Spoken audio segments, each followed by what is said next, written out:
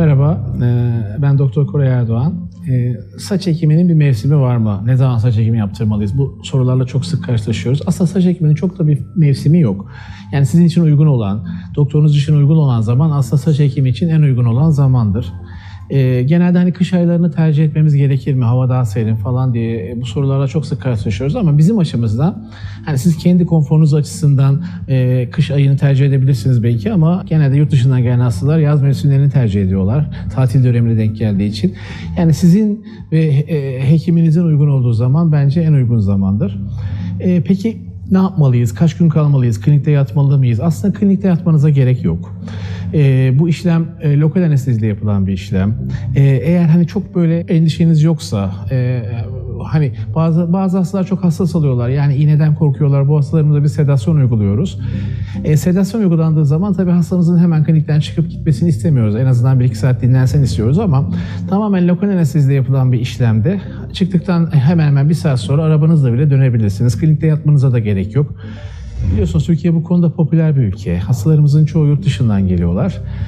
Ne kadar kalıyorlar burada? İşte işlem öncesi mutlaka değerlendirilmesi gerekiyor. Bir gün önce gelmelerinde fayda var. İşlemden sonra da hemen işlemden sonra 18 saat sonra bir yıkama işlemi yapıyoruz. Yıkama işleminden sonra da kendi evlerine dönebiliyorlar. Eskiden hani bu işe ilk başladığımız zaman yani 20 yıl öncesinden bahsediyorum. Biz 3 gün beklerdik saçları yıkamadan önce, işlemden sonra. Ama zaman içerisinde bunu gördük ki 18 saat sonra yıkamanın hiçbir sakıncası yok. Ne büyüme oranına, hasta da kendini daha konforlu hissediyor. Ağrılı bir işlem mi? Yani hastalarımızın büyük bir çoğunluğu ilk ağrı kesici bile kullanmıyorlar, ilk akşamda bile. Çok hassas bir bünyeniz varsa belki ilk akşam ağrı kesici alabilirsiniz. Ne zaman normal hayata dönebiliriz? 10 gün sonra, yani işlemden 10 gün sonra aslında yapılan işlemin etkileri neredeyse hemen hiç belli olmayacak şekilde azalıyor. Sosyal hayatınıza dönebilirsiniz saçlarınızın kısalığı haricinde. Yani 10 gün yeterli bir süre bunun için. Ondan sonra tabii büyüme süreci var. O büyüme sürecinde daha bazı durumlarda, çok hassas ciltlerde 2. ayda ciltte kızarıklık olabilir. Bu kızarıklığı gidermek için de bazı tedaviler, antihistaminler uygulanabilir. Ama genel anlamda saç ekimi konforlu bir işlem diyebilirim. İşlemin kendisi 6-7 saat sürüyor ve klinikte yatmanızı gerektiren bir işlem de değil. Eğer uzak mesafeden geliyorsanız tabii bir yakın bir otelde kalabilirsiniz. Yaptırdığınız yerin imkanları varsa orada da geceleyebilirsiniz. Ama genel anlamda konforlu bir işlem.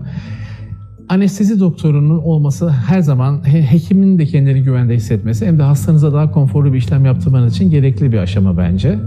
Çünkü çok endişe duyan hastalarda sedasyon uygulaması yapabiliyoruz. Normal hayata ne zaman dönebilirsiniz? Normal sporunuzu ne zaman yapabilirsiniz? Bunun için farklı doktorlar farklı protokoller uygulasa da aslında 20 gün yani 3 hafta sonra normal sporunuza, fitness'ınıza, her türlü işleme dönebiliyorsunuz. Burada tek endişemiz solaryum olabilir. Solaryum tarzı uygulamaları en az 2 ay, 3 ay uygulamasını istemiyoruz hastalarımızın.